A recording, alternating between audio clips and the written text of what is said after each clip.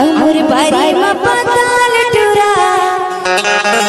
हाँ पापी हवे गवा औ थारे रे कतो दाते हवे ना एक थारे रे कतो दाते हवे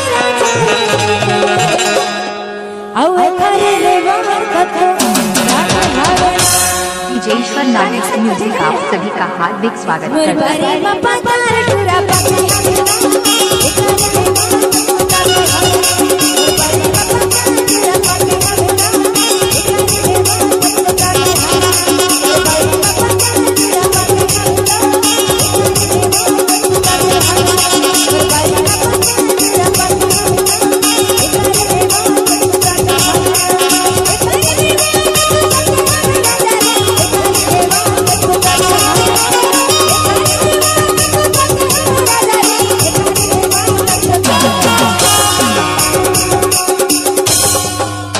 म्यूजिक आप सभी का हार्दिक स्वागत जब से आए तब से कहा तो हमारे बारे में पता पूरा पाके हमें पाके लेकिन आप ताले नहीं बजाते हो। चलो तो एक बार जोरदार ताली से के खसरे नहीं पता लाल लाल वाले से नहीं पता होता पीली लाल वाले से ले रहे हैं डीजे एक बार जोरदार ताली से नागेश बसंपा मेरे बारे में पता तेरा पता